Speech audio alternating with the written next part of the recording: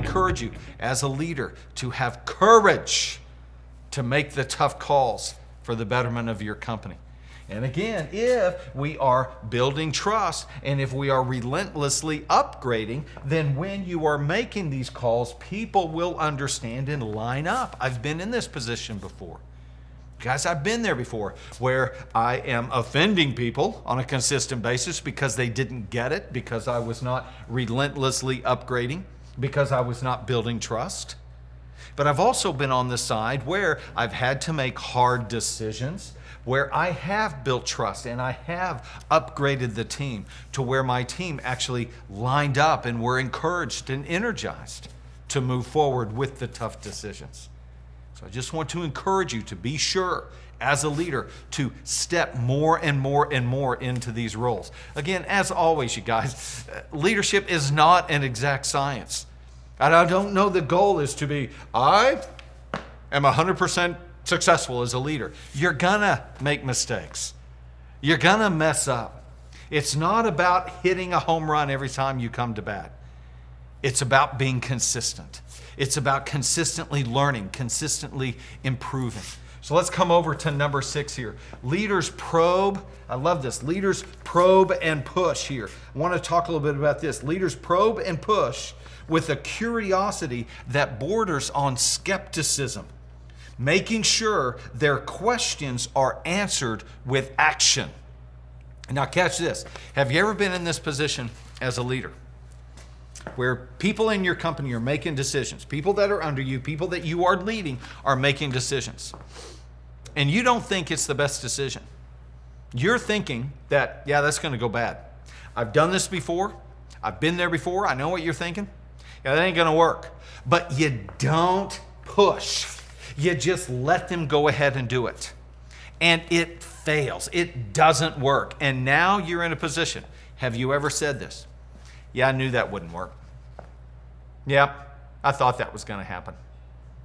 You guys, so many times leaders, this is unfortunate, but so many times leaders allow people to fail. Or in the midst of failure, a leader will simply say, yeah, I knew that was going to happen.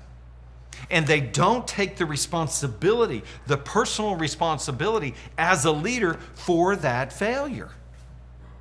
They just say, yeah, I knew that would happen. They just kind of throw people under the bus. I knew that was going to happen.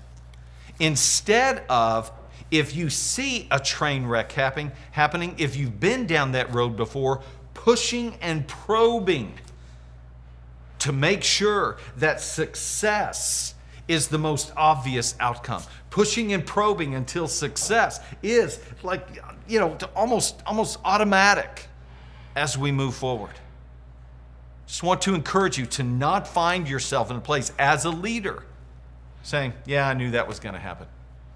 But push and probe, ask questions, continue to probe, continue to ask questions. Have you thought of this? Have you thought of this? What about this? What about that? Even poking holes in people's ideas, in people's plans. Poke holes in it to see if it withstands.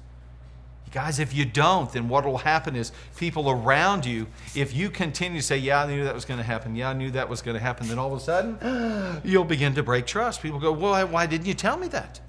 If you knew that was going to happen, how come we didn't have this question beforehand? You guys, if you're not careful as a leader, you can allow people, all right?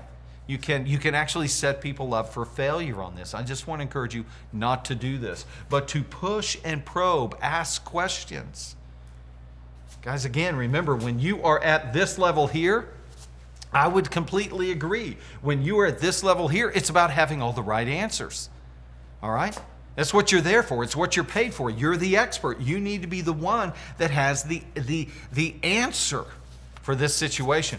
But once you become a leader, it's about having all the right questions. Another big difference between a worker and a leader. A worker needs to have the answers. A leader needs to have the questions. The right question at the right time to help people grow, to help people learn, to help people expand, to help your company expand. Are you as a leader asking these probing and pushing questions? Are you getting to the issues that require action, or are you letting people get away with kind of very vague answers? Very vague. Oh yeah, we're going to increase sales. All right, sounds awesome. We're going to increase sales. All right. Or are you the leader goes, okay, how are we going to do that? Exactly. Well, we're gonna sell more. Oh, okay. Well, cool. Now you say it that way. Now it all makes sense. No. You've got to keep asking those questions. What are the activities? What are the actions? What is the process that you're going to go through to get to that outcome? Being the leader that pushes and probes and asks those difficult questions to get to the answer that brings action. Okay? That you can hold people accountable to. Next of all, number 7, leaders inspire risk-taking. Hey, you guys, one of the key things you can do to help inspire risk-taking is not necessarily just go out there and take a whole bunch of risk, okay? Just want to encourage you with that. It's not, hey, I'm a risky man, You want to be, or a risky woman, sorry about that, but I'm a risky person, okay? But one of the ways you can inspire people to be comfortable with embracing risk is you can begin talking about your failures. This is something that for years and years I was not comfortable with because in my mind I thought the leader needed to be perfect. The leader needed to be this perfect model and everyone is following me because I am a perfect model. And if there was imperfections, if there were failures that people knew about with me, then they would go, oh, well, I better not follow him. And they would begin to back away from me because there was failure. But I want to encourage you as a leader, it's so important for you to share with other people your failures and what you have learned and how you have adjusted.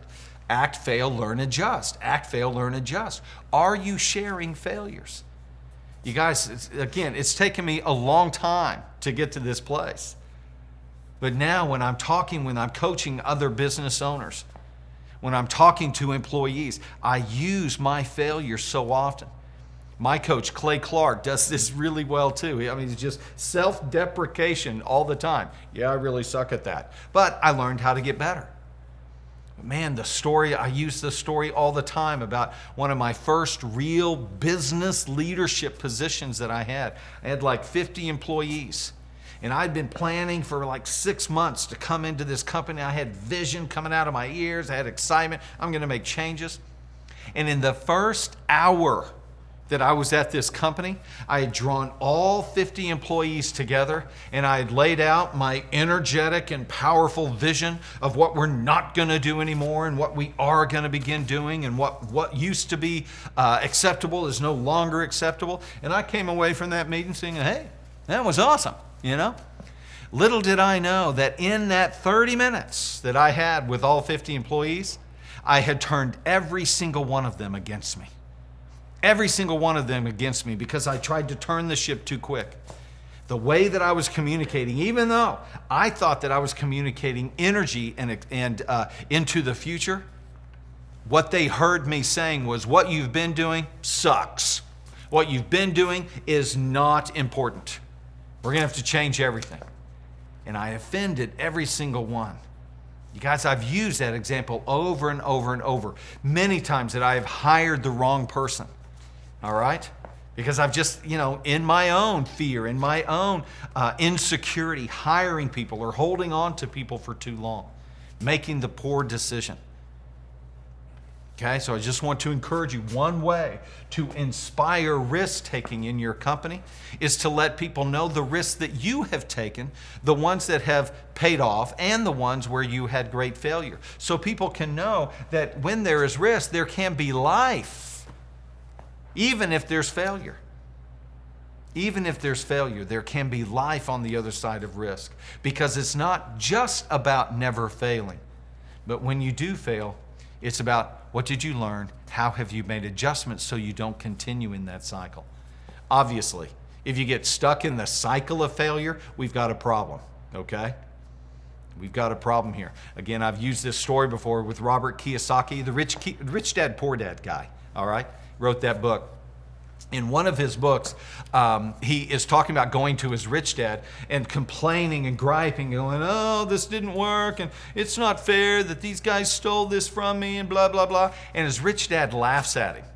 And his rich dad goes, okay, there's two things going on here. Number one, you're not failing enough. And number two, you're not failing fast enough. You need to get out there, fail more, and fail faster. Because it's through the failure that you learn and make adjustments. You are so concerned about failing that you're not moving fast enough. Okay? So once again, leaders inspire risk-taking. And finally, number 8, leaders celebrate. You guys, this is huge. So many times we as leaders, we can just get caught up in the work and we can be focused on an objective, and even when we hit the objective, we don't stop to celebrate. This is not only is dangerous personally, but it's also dangerous for your entire organization when you don't celebrate. Man, I remember this. Who was it? Oh man, I can't remember the guy's name, but I remember watching a Super Bowl one time, and it was the New York Giants, and the guy's name just totally escapes me right now, but it's been a while back. But the New York Giants win the Super Bowl. And they go up to the head coach and they go, hey, how do you feel after when, and you're expecting, I'm going to Disney World or something like that. And he goes, man, I'm excited about getting back into the coach's room tomorrow and start planning for next year. It's like, okay, that sucks. What about the celebration? What about the excitement? What about the accomplishment? And then as a coach, I remember experiencing the same thing. My track team, when I was a coach up in Kansas City, I remember, always for years looking at other coaches and they're winning state championships and going, man, what has that got to be like? It's got to be incredible. Oh my goodness, it's got to be so. And then I won a state championship with my team up in Kansas City. We won. It was incredible. But the work that had gone into getting my team to the state championship and then winning the state championship, all of the work had gotten me focused on the work. And so here we're state champions, and I found myself doing the same exact thing. What about next year? What about next year? What about next year? And I even had one of my assistants come up to me and grab me by the shoulders and go, Clay, you can celebrate. And I went, you're right. We need to have a good time. So, we had a great time. We celebrated, and we had banners made with all the kids' names on it put up at the school. It'll be there forever. You ever been in a high school gym and you see all the banners, state championships? Well, the banner that we made, all right, the banner that we made wasn't just state champion in that year. Our banner was huge. It was like 10 foot wide, and it had every one of the athletes' names on it and the event that they won at state. And then we won the next year. Another huge banner. The next year, another big banner. We knew how to celebrate. On a personal level, for me, on a weekly basis, I have this thing that I call Coney Friday, all right? And if we have a great week, if we're closing clients, if we are making money during the week, then I do Coney Friday, all right? Coney Island. Oh my gosh, little conies, just bring them. You can just eat those things one right after another.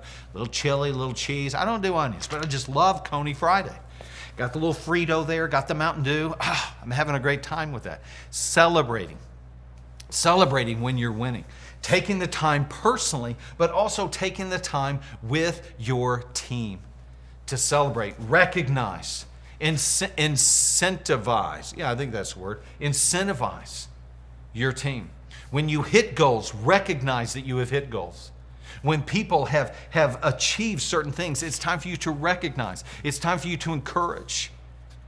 Remember, it comes back to making sure that our culture is going on. You want to make sure that people live the vision. So when people are actually doing the vision, when people are walking out your core values, you want to encourage that. You want to recognize that. What you want to see grow in your company, you need to water and nurture in front of everybody else. It's so important that we do this as leaders, is we make time to celebrate. But again, if you're not careful as a small business owner and you're leading this company, you're the leader, you're the manager, you're the team builder, and you're the one on the ladder doing all the painting, all right? This celebration, it just doesn't fit. Because we got to get the next job, we got to get the next job, we got to do the next thing. Yeah, that's great that happened, but this still hasn't happened. And you can get caught in that. So I want to encourage you to add to your schedule time to celebrate. Even if you need to block it out on a monthly basis, to have some type of a gathering, to have some type of a meeting, to have some type of an opportunity to celebrate with your team. We're getting ready to do some stuff right now with each of my clients. And we're going to be on a weekly basis. We're going to be making videos, and I'm going to be sending it out to all of my clients. And we're going to be celebrating successes that each of the clients are achieving on a weekly basis, because I want to do this very specific thing as well. I want to become better at that. But to do this, guess what I've done? Blocked it out on my schedule to make sure that it actually happens. So you guys, once again, as we move from the worker, from here, the manager, team builder, from this level into leadership, at these levels, it's about you growing. It's about you expanding. It's about your personal growth. But man, once you step into a leadership role, once you begin to look at yourself and to begin to function as a leader, it becomes about growing the people around you. How are you doing with that? Are you frustrated with hiring people and them not doing the stuff that you want them to do, and getting frustrated and mad and angry and firing people and hiring people and firing people and going, what's the big deal with people? How come they're not able to do this? Or have you designed a program? Have you put together a process to bring people into your garden that you can begin to nurture, that you can begin to water, that you can begin to fertilize, that you can begin to grow, so that they become a better and better employee and they begin to live a better and better life? Are people coming into your company having their lives improved because they have been around you, because you have upgraded them, you have trained them, you have developed them, you have been candid with them, you have built trust, you've made tough decisions with them, they have responded and they have grown in their capacity? Or have you just been trapped in all of the work? Have you just been trapped in, got to do this, and I just need people to help me? So you get people and you go, okay, help me. You're not helping me enough. I'm getting upset. And then all of a sudden they leave and go someplace. Well, they were stupid anyway, you know? So this is something as a leader that we want to be really careful. Again, these are not exhaustive rules, but these are 8 rules that I promise you will transform your leadership role in your company. Whether you are the owner of the company, or whether you're in a leadership role as a manager, okay, and you want to inspire leadership as a manager, whether you want to inspire leadership as a team builder because you're a supervisor or you're a head of a department, or if you just want to inspire leadership as a worker with your coworkers, these are the different rules that you want to put into place. Okay, so again, hope this has been helpful for you guys. This is our last session as we finish up our leadership level. Man, there's so much more to talk about when it comes to the topic of leadership, but we've been able to hammer out about 10 different topics here. I hope they have been helpful for you. If you have more questions, please do get in touch with us at theleadershipinitiative.com, claystairs.com, all right?